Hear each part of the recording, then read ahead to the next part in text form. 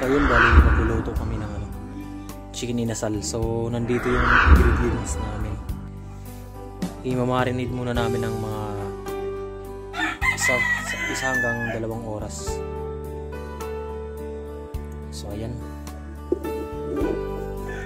bawang, sili, tapos paminta, tsaka ano, magic sarap, soy sauce, tsaka vinegar. Tapos may kalamansi kami. So bali na dito yung kalamansi namin, mamarinate namin. So ito yung kalamansi namin.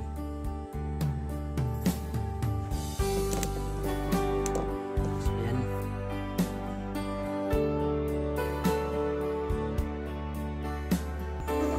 So yan, bali dito kami kukuha. Ayan, Rhode Island chicken. So yan, dyan kami kukuha. So yan, bali 2 yung kinuha namin. So ito yung chopping board dito sa probinsya. Ito talaga yung typical na mga ginagamit dito sa amin. So dito natin i-chop yung mga ingredients natin.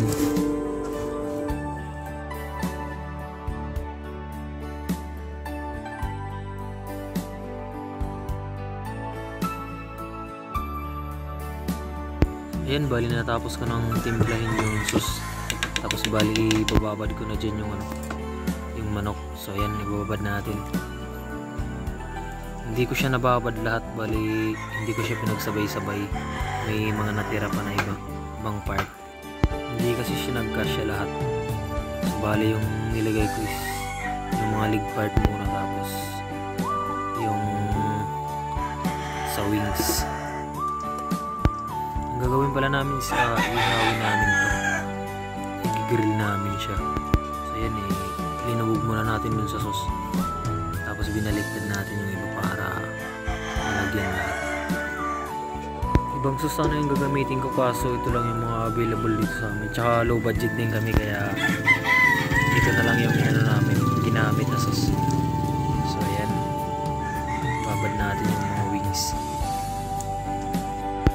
Ayun na mga Samarinyo, pa-support naman sa munting channel ko, Samarinyo TV. Tsaka papalo na rin po sa Facebook page ko, Samarinyo TV din.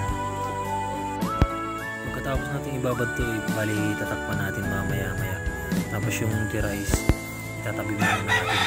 Tapos mga siguro 1 hour or 2 oras. Ito yung mga tira, bali tabi muna natin. Yan, bali lulubog natin sila ng maayos para pumasok yung ano, yung sauce dun sa loob ng laman ng manok.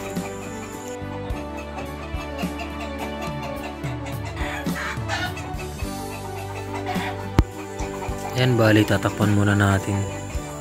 Tapos maya maya okay na, i-grill na natin. Yan, bali nagsaing na rin kami. Ayan o, typical na kalan. Probinsya talaga yung datingan. Ito yung kalan dito sa probinsya, yung mga diuling. Halos mga probinsya lang makakita ng ganitong kalan, yung mga diuling. So yun, binigrill namin. Typical na kalan dito sa probinsya. Nagbababad ka? Oo.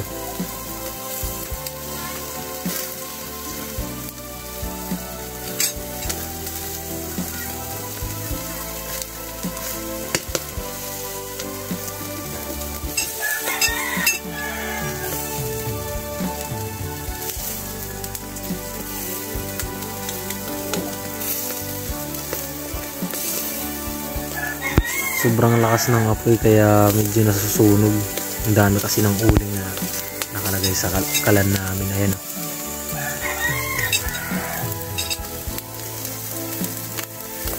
Gizzard.